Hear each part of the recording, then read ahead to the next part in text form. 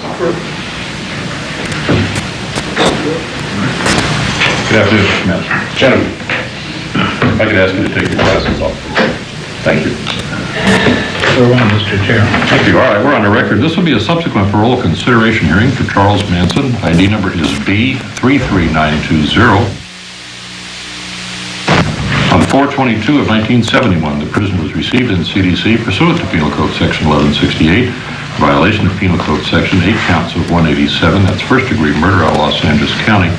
Their case number is A253156, counts 1 through 7, and the controlling minimum eligible parole date is 12/13/78. Prisoner was also received on the same date for violation of Penal Code Section 187, one count of first-degree murder out of Los Angeles County, case number A267861. It's count 1. Today's date is March 27, 1997. We're located at Corcoran State Prison. The time is approximately 1:30 p.m. We're going to start by establishing voice identification by each of us, stating our first name and last name, spelling our last name.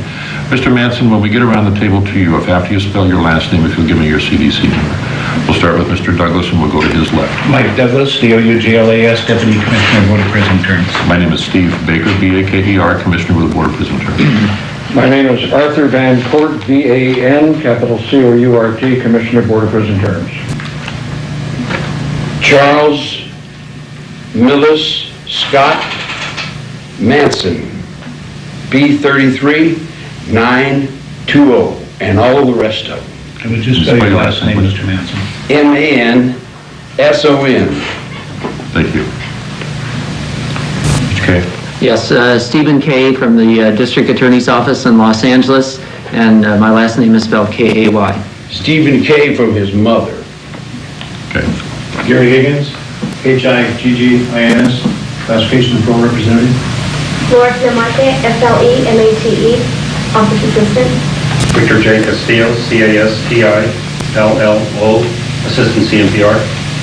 Officer A. Dos Santos, DELOSSANTOS, Correctional Officer, CSP Corcoran. M. Martins, MARTINS, Officer. Bethany Hart, Hanford Sentinel, SDEFANIEHARD. The cameraman, please. Don Menzel, MENZEL. Mary Grady, GRADY, KCBS TV. Sheldon Gajarian, GAJARIAN, KMPH. All right, thank you, everyone. Mr. Manson, the purpose of today's hearing is to again consider your suitability for parole. In arriving at a decision, we'll consider the commitment offense, prior criminality, and social history, as well as your behavior since your commitment. We have reviewed your central file and the prior transcripts, and we'll give you an opportunity to make any corrections or any clarifications to the record. We'll incorporate by reference a statement of fact from the decision summary dated December 1st, 1982, pages 2 through 6. Then we'll go directly to your progress since your last hearing, the new psychiatric reports, and any other information which has a bearing on parole suitability.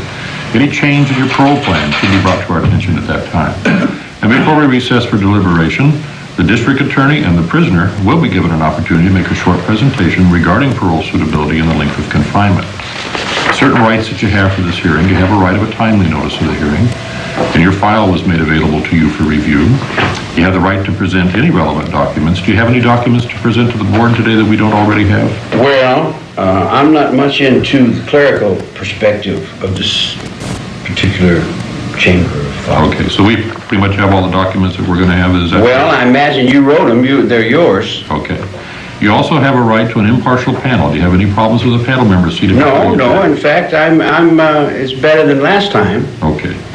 You're going to get a copy of the tentative written decision today. That decision will be effective in 90 days after review.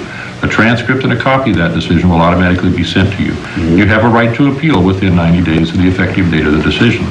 Now, you're not required to discuss the matter with the panel. You're not required to admit to the offense. However, the panel does accept as true the court findings. In other words, we're not going to retry you. Right.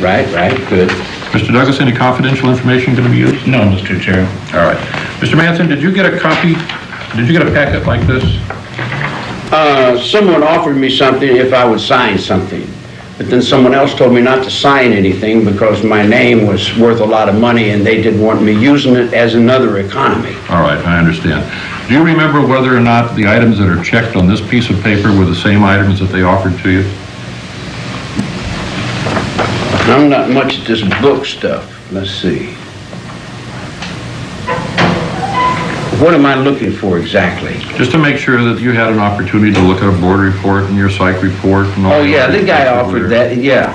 He Okay. brought that into my attention, Okay, good. but I'm not sure on the little scratches.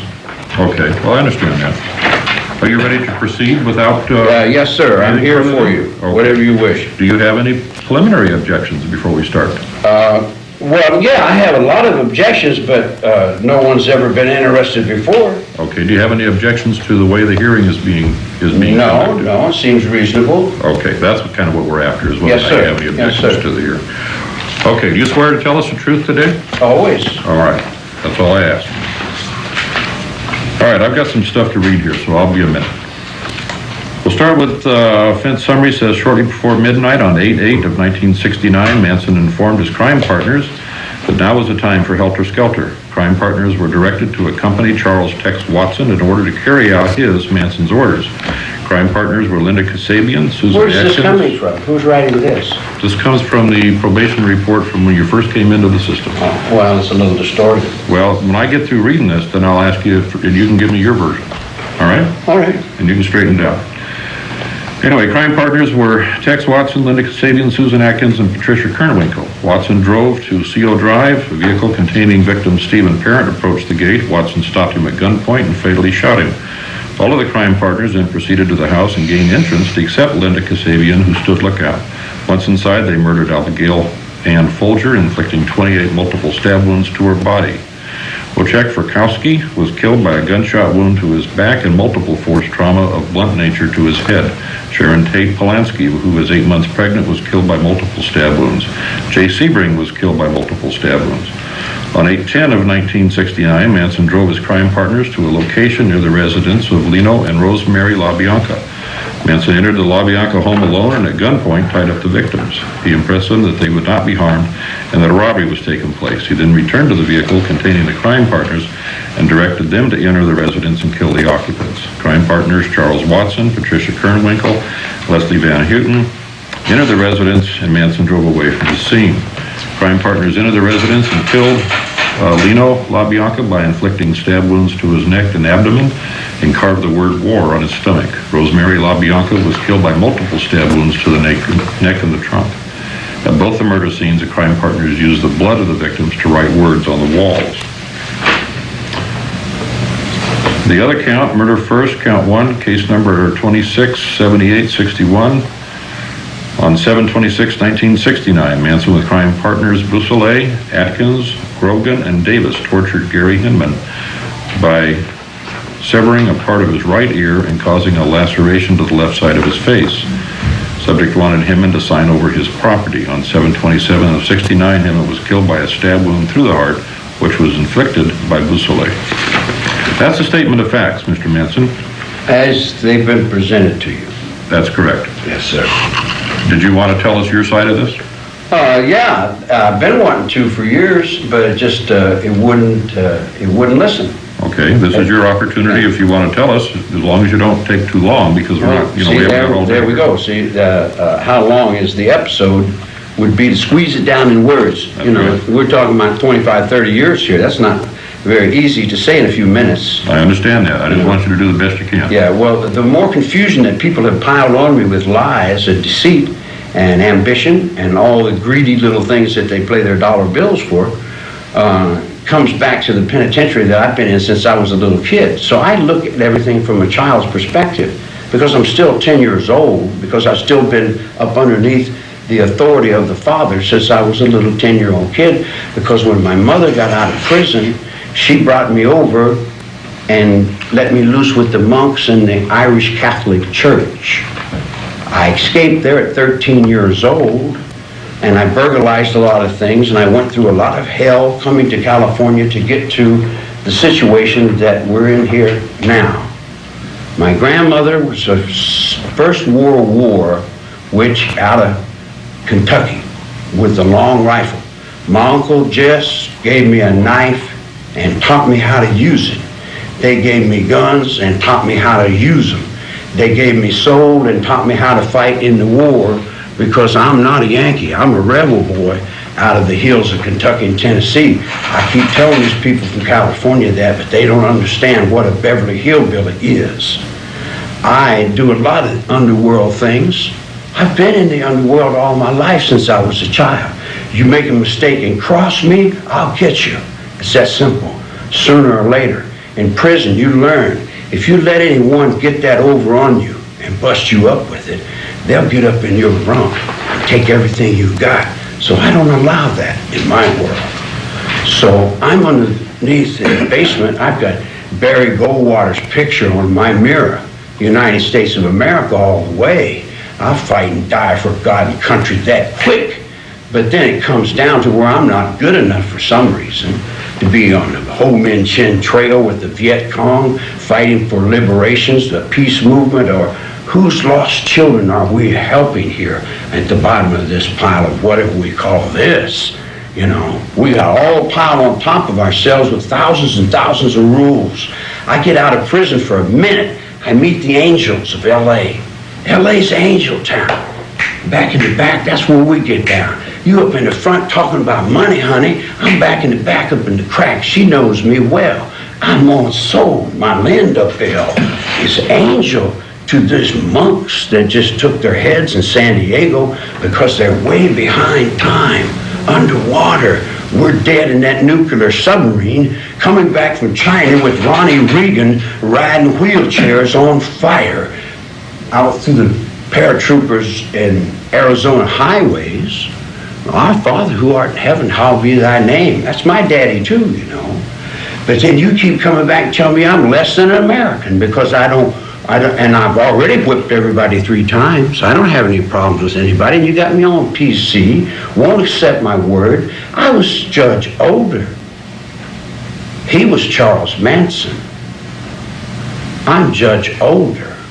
I'm Tiger Man in the zoo in San Diego. I ride a motorcycle. I ride a motorcycle in L.A. A bunch of straight Satans call themselves devils, say they're get down, say they got the money over on another edge of town. They got the Beach Boys tied up in their contracts. You can't get into the real estate because Pasadena is a submarine that's run by Jody Hoover, who's over in the chapel, who comes from Colombia with the drug cartel, saying he got money with 2 guns and he taking that pussy. I blew him to hell. It's that simple. Linda Bell, ding-along, sing-along. Mitch Miller, the movies. I'm Bing Crosby, hard as a hobo, loves the Roman fields of clover. I'm Gene Autry. I'm all those guys. I'm another children. I'm down a wave or 2 up underneath you. What you're doing, you're over flying with the eagles and the fathers of great lands, but I'm king on other wings and baddest motherfucker that ever did live. I'm terrible. Adolf Hitler was a little biology girl in the class over there at the University of Southern California. That's where the big eagles fly. Yeah, I know Fort MacArthur. I know Fort MacArthur. Chain of command. I understand. Are you responsible for these murders? Responsible for life itself. If God were to wink one Greek Apollo through the sky, and those satellites, I've been watching them ever since Terminal Island, in the diamond mines of, what's his name, Jomo Kenyatta, Malma, remember him? I was in prison with him. Are you responsible for the murders? I'm responsible for Scott in the Highlands and a bagpipe. And I killed a lot of people in my life. I have. I've done a lot of things that I'm not ashamed of. I got convicted for things I didn't do, and then I got loose for things that I did. I was everything that a man was supposed to be down on the level that I was walking on. I was a hobo and everything I knew to know, and came back on the English language as if they were my words, and that I had discovered this whole damn thing myself. And I was really Christopher Columbus. And then I went and asked the doctor what he thought, and he killed himself because somebody else was laying with his woman, and he was jealous. And I said, isn't that silly? Why can't y'all just get along, love each other, you know? Okay. So, is that guilty? It'll bring to history. if you got one. I understand. All right, let me go through your record real quick. Says as a juvenile, you were placed in Gabalt School for Boys. Yes, sir. In Indiana. Yes, sir. It was in 1948 for burglarizing a grocery store. I think your time was a little off. I think it was 44. Okay. Well, let me finish this and then you can correct it, whatever's wrong in here. Says you went AWOL from school and placed in Indiana State Reformatory in Indiana. Went AWOL, some other boys. Subsequently stole an automobile and drove to Beaver, Utah. Arrested in 1951, convicted of the Dyer Act. Sentenced to the National Training School for Boys in Washington, D.C. Paroled in 1954. 55, Los Angeles, Grand Theft Auto, 5 years probation. 56, probation. McNeil Island, Washington, 1967. Ukiah, interfering with an officer, 3 years probation. 68, South Ventura, reproducing or possessing a face mile of a driver's license, 1969, and that's when you came in for this. Is all that pretty correct? Sounds reasonable. Okay. Now your personal history says you were born 1934, is that correct? Yes. Okay. You were born in Cincinnati? Right. Okay. Shortly after your birth, your mother went to prison? Right. And then for a short while, you lived with your maternal grandparents and an aunt in West Virginia? Right. Okay. Rejoined your mother in Indiana upon release from prison, and later resided in various foster homes until you were made a ward of the court, and that's when you went to the boys' school in Gabalt, is that right? I'm not sure. There's a couple other institutions in there. An institution in South Bend, Indiana. Okay. I was there for about a year, I think. Oh, all right. So the rest of your juvenile life was spent in various reformatories and boys' schools in Pennsylvania and Indiana. Dropped out of school at the age of 9 in the 3rd grade. You married a woman by the name of Roselle Willis, and that marriage ended in divorce in 1956. There's one son. That was her divorce. I didn't agree with that divorce. That wasn't your idea, huh? No, I didn't. I don't believe in it. Okay. Says no military service. Residential pattern prior to the current incarceration was unstable. Admitted before you came into the institution, you used some LSD, some mescaline, amphetamines, barbiturates, but never got involved in alcohol. Is that correct? No, that's not correct. Okay. What's correct? I ran the gambit of the street, everything that whatever was there. The children do. Okay. Did you ever get addicted to anything? No, I've never let anything over on me enough to get a hold of me. I've tried to understand what it is. I've learned from everything I've done. All right, so you experimented with various drugs, but you never got addicted. I've been looking for myself for a long time. I've been trying to find out a lot. Okay. Is there anything else that I should know about your history before you came into the institution on this commitment that I haven't already talked about? Well, yeah, I think what you're bringing up is really important. The other board didn't even consider what you're considering. Okay. And I appreciate your considerations in this area. Those were the days that set my mind to do what I had to do for what I had to do. I had a captain named Kirk who would get 4 other dudes to hold me on 4 points and take a big leather strap and teach me what he wanted done. He wanted it done. There was no in between. Which institution was that? That was Plainfield. Plainfield? Plainfield. That was right after the Second World War. If you remember, a lot of the people from Europe came over here and got jobs right after that. So that era of confinement is not equal to what we're doing now. Okay. It was pretty treacherous place in them days because we were at war. So I've been raised in the stomach of this beast, and I've been living and doing whatever I have to do. If I can live in peace, I'll run and live in peace. If I can get along with people, I'll get along. You know, I'll do my best to do everything I can. But when they mess with my music, or they fuck with my family, or they bother my dog, or steal my cows, or mistreat my horses, I'll do whatever I feel is necessary to do whatever I feel is necessary. Because I believe in George Washington. I believe in the Constitution of George Washington. I believe in the United States government. I don't believe in Abraham Lincoln. I never did. I don't like him at all. That's the truth. Okay, thank you. Well, would you give your attention now to Mr. Douglas? He's going to talk to you about what you've done since you've been in the institution. Good afternoon, Mr. Manson. Yeah.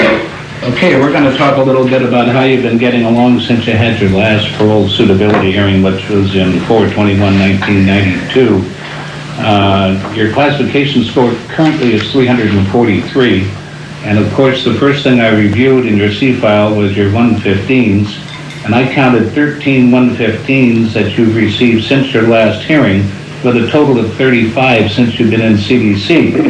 Your last 115 was for threatening staff on 10/31/1996, and then you got another one on 6/21/96 for disobeying orders, 4/27/96 for disobeying orders, and 1/14/95 for male harassment. You got 9/25/95 for threatening to kill a peace officer. On 4/5/95, you got one for illegal possession of illegal business dealings with narcotics, I guess, were involved in that.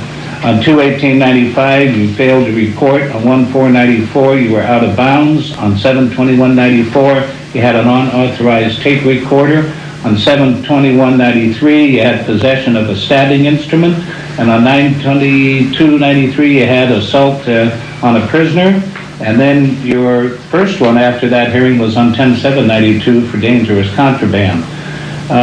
That pretty much goes over your activities relating to the negative side of what's been happening with you.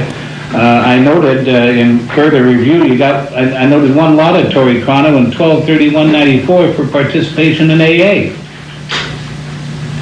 That's pretty interesting. Did you only get one chrono, and how long did you participate in AA? Since 1954, when the Navy intelligence opened up Terminal Island for the government prison system. They was turning it over from a Section 8 into a prison perspective. I put everybody in Ohio, Kentucky, West Virginia, Indiana, and they sent me out here on the coast and set me on the yard out there to make a new prison system. I didn't know what they was doing. I didn't know what I was doing. But the federal prisons are run like ships. They're like Marion, Illinois, and Leavenworth are run like out of USS Missouri and all them places. So being in prison all these years, I look at the government and the perspectives of the world in a different perspective, not the same way you guys do. Right. I look at it from the patriarch more than the matriarch. Matriarch is more in the play of the world that's existing today. But in my mind and heart, I would want the patriarch, because naturally I'm a patriarch. I believe in the field of honor, and I believe if someone offends you, that you have the right to smack them in the mouth, punch them out, and dare them to come out and fight till, the field of honor is there, Okay. All right, I understand. All right, you That's the way prison is run. Yeah. Well, I run that. You have a chrono in there, too, on 2/18/94 for programming per expectations and having acceptable behavior. Yeah. And, then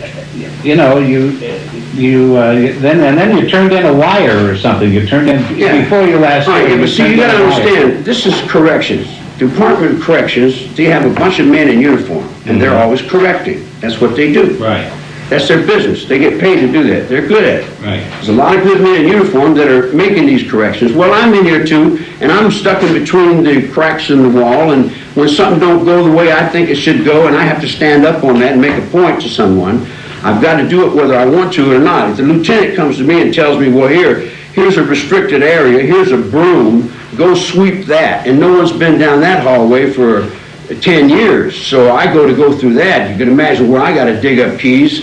I got to be all the way over with the Roman Empire coming back from the Greeks, because like Roman Polanski was very mad about what's that other guy's name that won that suit over there in Poland on this case here. This case you got here, this guy won a suit.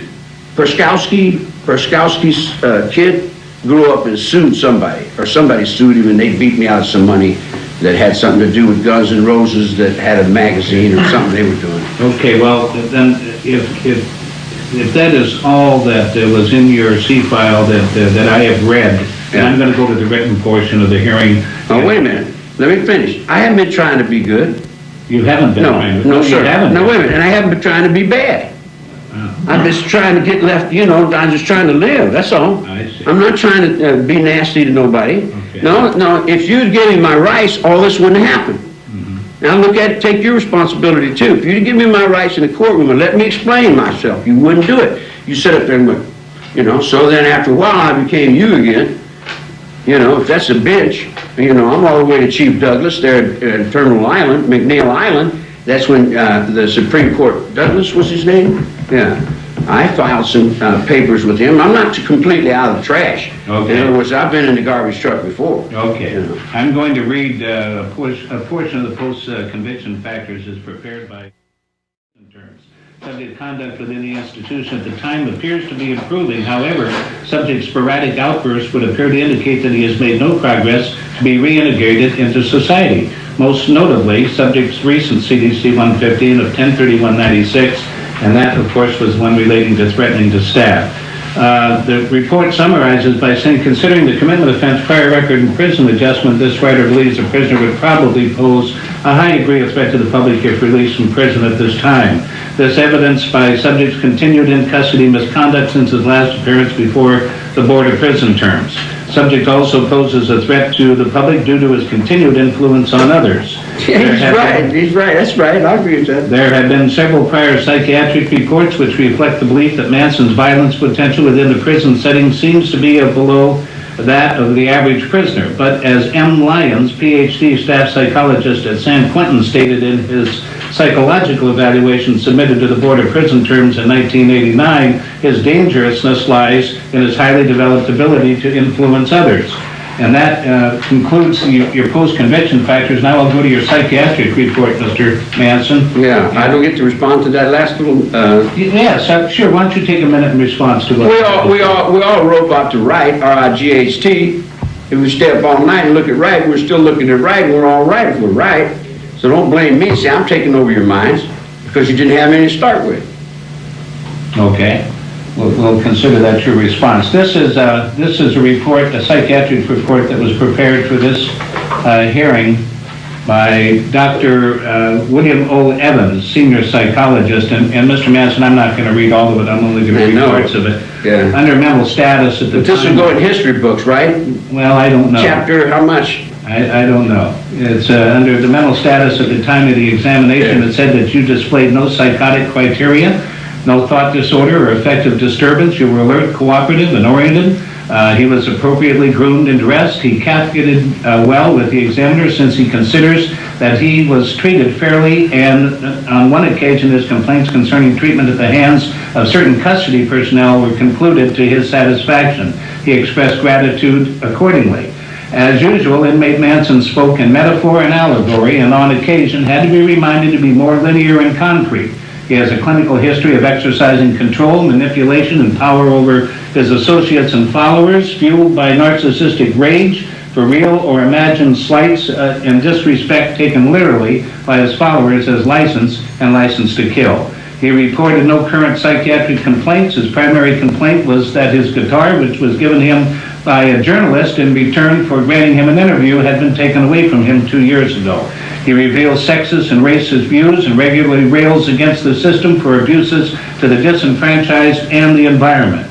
Previously, he reported to his counselor that he had been upset because he recommended placement in the Category K program at CMF. This examiner feels that currently Category K placement is not appropriate. Inmate Manson has exhibited considerable intelligence by concerning himself with the abstract and being very aware of just noticeable differences in others, and has demonstrated a variety of manipulation and control upon others using powerful reinforcements of sex, drugs, passive-aggressive rewards and punishments, and a community setting with communal economics and lifestyle.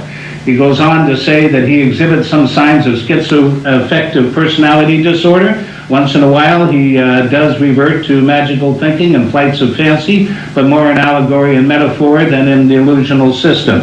He has a history of a rather severe cultural and educational deficits. No doubt those social inadequacies precipitated the Category K placement recommendation through his own remedial and enrichment de facto self-help programming. It's no longer at issue. You're diagnosed, Mr. Manson, under Axis 1 as psychoactive substance abuse. Axis 2, antisocial personality disorder with narcissistic, aggressive, schizopale features, principal diagnosis. Axis 3, various somatic complaints under treatment. Axis 4, psychosocial stressors, the severity moderate due to incarceration and the impending hearing. And you're given a current GAF score of 75, and your highest GAF score in the past year was 75. Under progress and prognosis, it says his progress is not necessarily remarkable, apart from a normal maturation with age. His prognosis not good since his disciplinary history since the board hearing 5 years ago speaks for itself. He appears resigned to the present condition and position, and at his last departing comment to this examiner was, "This is a better life than an old folks' home." Under conclusions and recommendations, inmate Manson is competent and responsible for his own behavior. He has a capacity to abide by institutional standards. There's no current evidence that suggests psychopathology. His violence potential is still considered greater than average, as a discussion concerning the LaBianca murder will attest. This examiner is not suggesting the board to get into this due to time restraints. Since inmate Manson practices manipulation power and control over his followers, he is still considered to be a dangerous man, especially if he were to partake of illicit drug abuse. He has not yet begun to contemplate underlying causes of his current attitude other than to see himself as a victim of this system. He has some considerable artistic ability, and he should be encouraged to continue such controlled outlets for this expression. This examiner has seen noticeable improvement in his verbal ability in a one-to-one setting. His physical and medical needs seem to be well taken care of. The examiner read his medical file with interest. He is maintaining as well as can be expected under the circumstances, and the doctor notes that programming decisions can be based on custody issues rather than mental health factors. And having read portions of that psychiatric report, Mr. Manson, I'll return I like it to that those last two lines. Would you say those again? Well, he said your programming decisions should be based on custody issues rather than mental health factors. And I'll return it to the chair, Mr. Manson. Yeah. That's whoever did that did a really good job, didn't they? Yeah. Yeah, that was a real nice report. Did you want to comment on it, Mr. Manson? Yeah, I thought the guy he had a lot of good things down there, pretty much. Yeah, I'm a lot of those things. He's making me look a little better than I really am, but yeah, you know, whatever it takes is where I have to roll. I got no choice about it. If I had a choice, and you guys open up the gates of wherever, you know, I'd get on down the road, and you could have this Charlie Manson thing that they created, because they haven't even seen me. Not really. They've seen all them faces that we play. You know, they don't want to see me, actually. All right. Mr. Van Court will talk to you about your parole plans. Yes, sir. Mr. Manson, what are your parole plans? Do you have any parole plans? Oh, well, I thought about that, and I knew that would be a question, and I wrote that down in one of my little books. Let me see if I can gather these thoughts properly.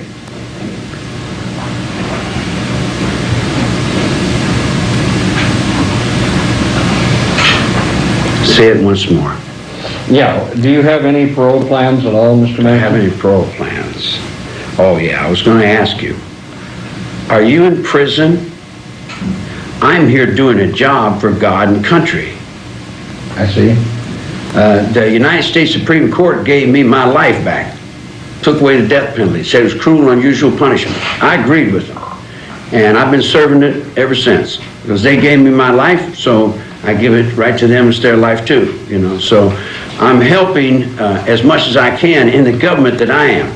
The government that I know about. My Teddy Roosevelt and my sergeant and my lieutenants and all that kind of stuff, you know.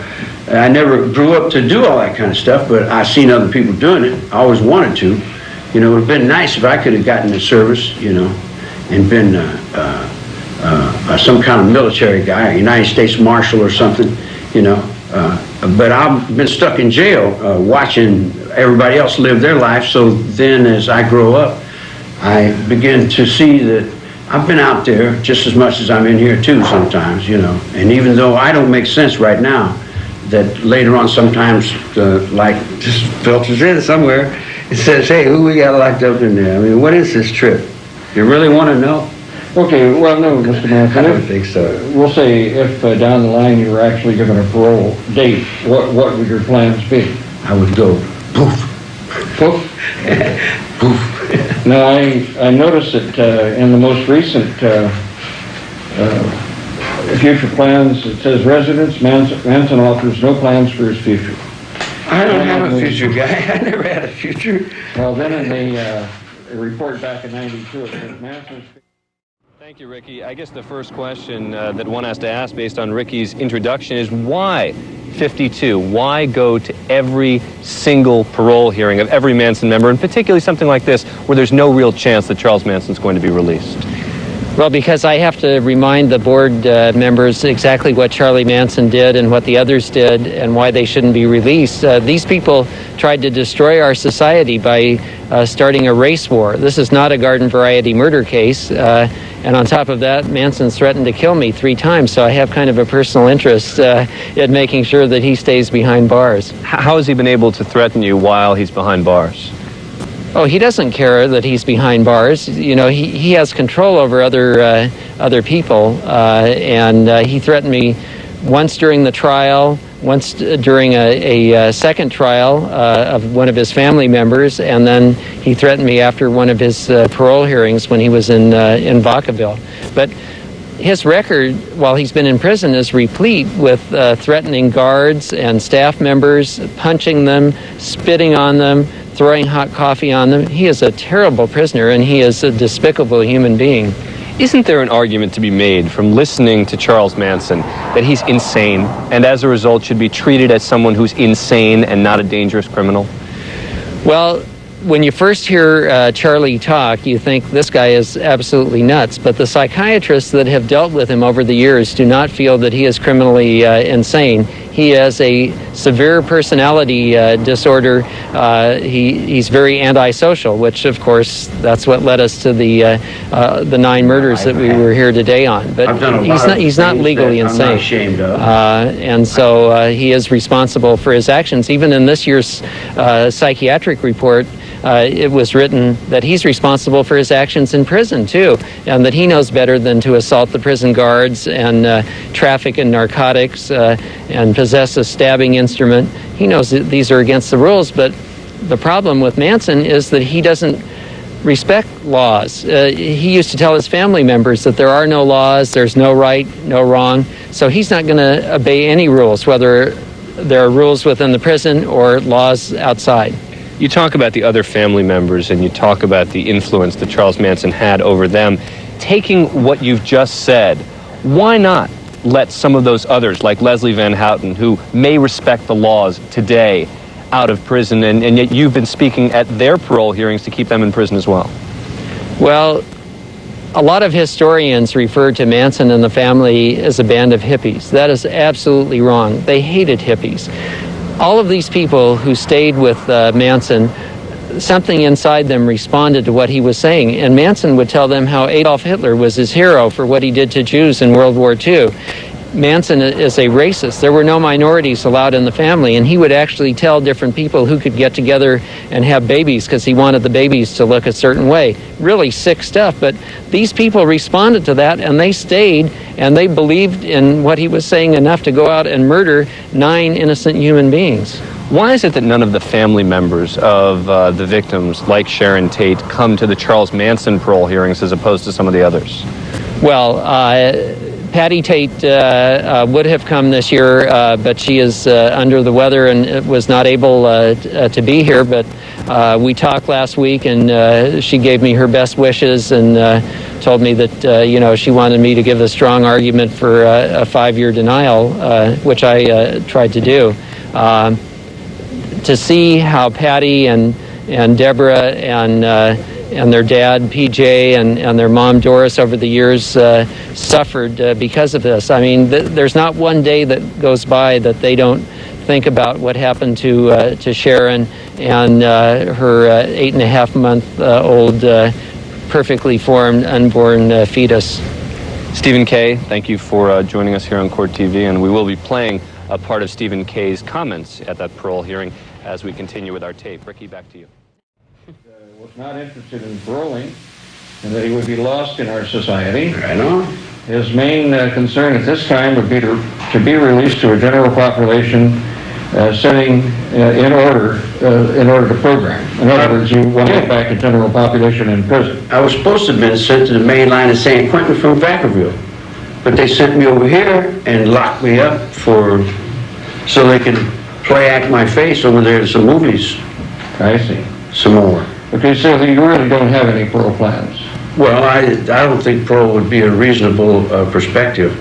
I think wouldn't take a parole anyway, not really. I'm thinking, I'm here, we're going through the changes of it, but I would like to go back to court. I'd like to get my chance, my day in court.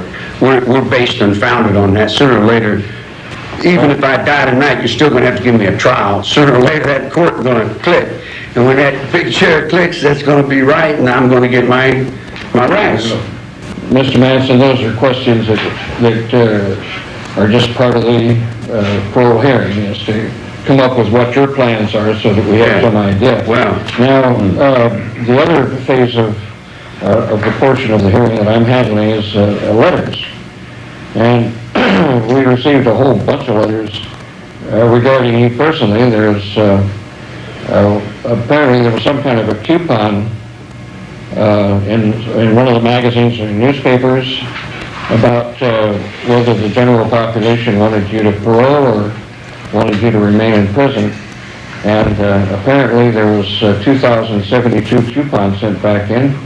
And then there was also 257 letters that were written in your regard. However, I have one letter here that I will read, and that's from the Los Angeles Police Department. And it says, and it's dated February 25th, 1997. It says, the Los Angeles Police Department welcomes the opportunity to respond to the pending parole hearing for Charles Manson, your CDC number B33920, which is scheduled for the week of March 24th, 1997. The facts of this case speak for themselves. The consummate brutality of the unspeakable, premeditated murders for which Mr. Manson has been convicted clearly demonstrate his wanton disregard for human life. Now, stop. Okay. Now, that's my point, exactly. If I were guilty of that, that would be true. But as long as that court stands, then that's what makes me what I am to that man's mind. That is not me. He gets his reality from that court. If that court says I'm guilty, he's going to agree with it. If a Roman Catholic comes over here and gets in your district attorney's office, Rome, mama, Rome. That's talking all the way back to one cross, and they'll do anything in the world to put one cross back in order, because if they don't put one cross back in order, they got Islam right up their ass from Chicago bouncing that goddamn fucking basketball. Sooner or later, you guys are going to have to step out in this hallway and see who this hallway belongs to. That's my mop and broom over in the corner, Jack. You know, whatever you guys are playing out there that's nice for you to play when you got the money, that's cool. But when you're down in a hard time where you ain't got nothing but the mind you're mopping and slopping with, you got to deal with what you got to deal from here, honey buns. And when you can do that, then that's the penitentiary. I don't know all the things you know, but you don't know the things I know either. I don't disrespect you and take your rights, so give me my fucking rights. You can't fool me. You can't trick me. I didn't have nothing to do with killing those people. Period. Okay. I've told you that all the way down the line. I wasn't around anyone when they were killed. I'm not saying I'm not capable of doing it myself. Okay. But I'm just saying this. I did not do that. And I could have proved it in a court of law. Okay, that's on the record, Mr. Manson. Yes, Let me sir. finish this letter. It's very Thank brief. you. He must never be permitted to inflict the horrible evil of which he is capable upon society. The community remains fully justified in its belief that Charles Manson remain in prison for the rest of his life. Please keep this department advised of further developments pursuant to Penal Code Section 3042. Very truly yours, Willie L. Williams, Chief of Police, by W.O. Gartland, Captain, Commanding Officer, Robbery Homicide Division. And what happened to Chief Gates? At the Gates Hotel, my mother, huh? Darrell Gates retired. Oh, well, then what does that leave my mother, out on the street corner? I mean, what, I just drove up? This guy just drove up after I drove up. He's a kid to me. That's on 13th and Hill where they run the whorehouse. That's where my mother came from, Texas. She was the first outlaw that came to this part of the world. Okay, but at least that's the whole total of the information I have. Yeah, well. And what I'll do now is... But it seems kind of unfair that you want to just pick one policeman who wants to stand up against me. Why don't you go back to Indiana, where the first guy arrested me when I was a little kid? He went all the way and became a chief too, and we were friends all the way. Yeah. Okay. Yeah. So that was the only letter that I had to read. Mm-hmm. So I'd like to return now to the chairman. Am I an American citizen? You bet. All right. You respect me for that, right? You bet. Right on. Mr. Douglas, any questions? No, I have no questions, Mr. Chairman. Any questions, Mr. Manafort? No, I have no questions. Any questions, Mr. Kay? No questions. Closing statement? Yes. Finding Charles Manson unsuitable for parole is the easiest decision that you'll have this year. Mr. Manson and I both know that he will never be suitable for parole. Mr. Manson is a remorseless, cold-blooded murderer. He was taken into custody on October 12, 1969, and the only change that he's had since that time is the fact that he's physically aged. Other than that, he's the same person that he was in 1969. Mr. Manson masterminded, and he's never quite understood the law of conspiracy and aiding and abetting, and that's why he thinks that he's not guilty. He told other people to commit the murders. He didn't kill them himself, so he thinks that he's not responsible. But fortunately in California, if somebody masterminds murders, they're just as guilty as the people that inflict the fatal wounds. You've made that up since then. That was not the case before. Mr. Manson, Mr. Kay didn't have Okay, so I'm all right, asking you to interrupt him. I'm just making a mental note. Okay. Mr. Manson masterminded 9 of the most brutal, senseless murders in the annals of American crime. And the murder started with the murder of Gary Hinman, who was a rock musician, and the reason he was murdered was because Mr. Manson directed his followers to get Mr. Hinman to turn over property to him because they were collecting property to prepare for war, the race war that Mr. Manson thought was coming. Mr. Hinman was tortured over a 3-day period, with Mr. Manson actually cutting off part of his ear with a sword. The 7 Tate LaBianca murders, the reason that those people were picked, and they didn't know Mr. Manson didn't know them. Mr. Manson wanted to blame those murders on blacks to start a race war.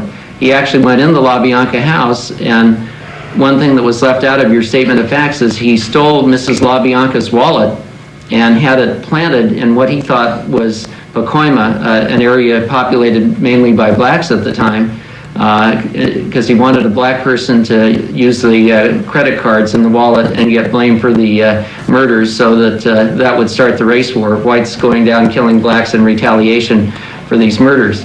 Mr. Manson told his followers to commit heinous murders, and they followed his direction, and Tex Watson took rope with him and hung Sharon Tate while she was still alive by throwing a rope over the beam, one of the beams on the ceiling in the living room.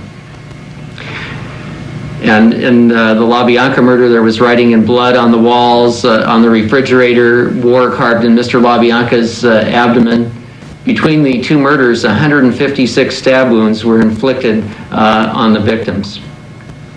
The last murder he was convicted of, at the same time he was convicted of the Hinman murder, was the murder of Donald Shorty Shea. That was on August 28th, 1969. Mr. Shea was a ranch hand at Spawn Ranch who knew Manson and the family were up to no good and tried to get him kicked off the ranch, and he got murdered for his efforts. That's the backup. Go ahead. Okay. Besides masterminding these murders, Mr. Manson has been a terrible prisoner. At the time of his last hearing, he actually had 57 CDC 115s, which were serious violations. Now, according to the board report this time, he has 14. I'm not sure if it's 13 or 14, but that should give him a grand total of 70 CDC 115s, which are serious violations. His record is replete with assaulting prison guards and staff members, spitting on them, throwing hot coffee on them, threatening to kill them. Your heart really goes out to the people that have to work with Mr. Manson, that they have to put up with this type of conduct. He also has, in his past, in Vacaville, he was in possession of LSD. When he was transferred from Vacaville to San Quentin, they found a hacksaw blade concealed in the insole of his shoe. And he also, when he was at Vacaville, had escape plans that they caught him with. Now that's just things that happened before his last hearing. Since his last hearing, of course, he's threatened to murder one of the guards. He's threatened staff members. He assaulted the report said non-prisoner, and I'm not sure exactly who that was, but he shouldn't have assaulted anybody. He was trafficking in narcotics, in possession of a stabbing instrument. Mr. Manson, after they would finish their dinners at Spawn Ranch, would preach to his followers. And one of the things he would tell them is that there are no laws. There is no right or wrong, and it's okay to commit murder. Now, the fact that Mr. Manson is not following the regulations in prison is understandable because he doesn't believe that there are any laws. He is a law unto himself. He will do whatever he wants, whenever he wants.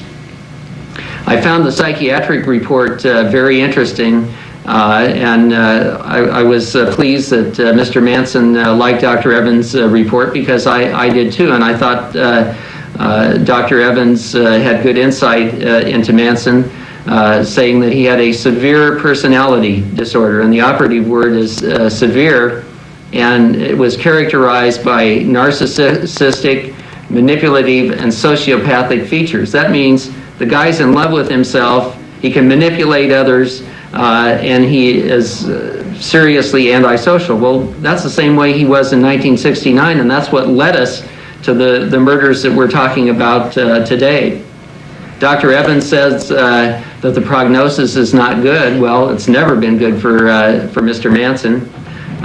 Dr. Evans also said that he presents a danger greater than average. Well, I would have to say it's probably 100 miles above average. And the thing I like most that Dr. Evans said is that Mr. Manson is a dangerous individual. I think that that's an understatement, that he's still a dangerous individual. I think the reports speak very loudly to that position and to the fact that Mr. Manson is clearly unsuitable for parole, and I would respectfully ask the board for the maximum 5-year denial. I wish it could be longer, but the law only allows for 5 years, so that's what I'll ask for. Thank you, Mr. Kane. Mr. Manson, do you have anything to tell the board? Yeah, I thought the court recessed. What is this guy doing? No, we'll recess in a few minutes. Well, no, I'm talking about the court that we were in before. The court in L.A., Charles Older was sitting in that chair before. Now, well, Charles Older is still my judge in my courtroom. In my mind, Charles Older sits in that chair in my mind, up there on that bench. Okay. So all the head people are still Charles Older to me. So when Charles Older said this court is in session, when he sentenced me to the death penalty, and he said that the court was in session, what is he doing? He has no entrance into my life after that. People have followed me around just making up all kinds of things that's going to fit whatever they're doing. What somebody does in their world is on them, it's their business. The Kilgore clan of Kentucky and the gun clan of Scotland are getting together with the Manson clan. That's out of Bragg Air Force Base down there in North Carolina, Greensboro, North Carolina. We just landed some people from Scotland who came over here. And I told them they didn't give me my rights, so that's okay. You can keep them. I'll take them as I go. Because my fathers are Klansmen, and I'm a Klansman. And I'll march there for hell and wherever it goes to forever in that. So I could be wrong maybe in hell But I don't think heaven would agree, or if heaven agrees, we could dance that out in the desert, because I already came off of Terminal Island Navy Intelligence. I am United States government. Nixon, now Judge Older, they're in that court to Justice Douglas. It's good to see you, Mr. Douglas. Beautiful. Yeah, Mr. Van. I used to work with him too. You know, you make me to be all the bad guys. That's okay. That's the game you're playing with Hollywood. I'm not good or bad. I'm just that guy that does what I have to do. You know who I am. You know me. It's the chain of command. Section 8. You think you're suitable for parole? No, I wouldn't. No, I wouldn't. I got too many problems. And I'm doing too many things. I'm really involved in a lot of things. I've got a website that I'm working on. Okay. And I have a lot of other ecology trips that I'm trying to put into play. I've been given a lot of influence, so I'm trying to use it in a positive perspective. I've got some helpers. And I do go to Alcoholics Anonymous because the AA has always been a sincere friend. And it's always helped the winos, and I kind of get along with the winos, you know. So I'm doing what I can. I'm learning to start all over. And I keep starting all over, but I got these little-minded people who keep dragging the past and keep throwing their judgments over on me as if the Fitzgeralds don't belong to the Klan also, Mr. Fitzgerald. Well, let me ask you this. How long do you think it'll be before you're ready for parole? I don't, ready for parole, that's a big word. That's a big step, guy. I'm having trouble adjusting out of S-wing. I was trying to get to a main line where I could get a little reality back in perspective. Don't you see what's been thrown on top of me? I understand what you're saying. Oh, my goodness, I've been carrying Linda Ding Dong across these little piggybacks on Ruby Poop. We're up with Mother Goose flying this whole world in the ozones. We got Atwa going on the internet. Rome was in play with the Department of Corrections on the CCs, trying to bring the Feather Rivers back in the desert, back into the play. The water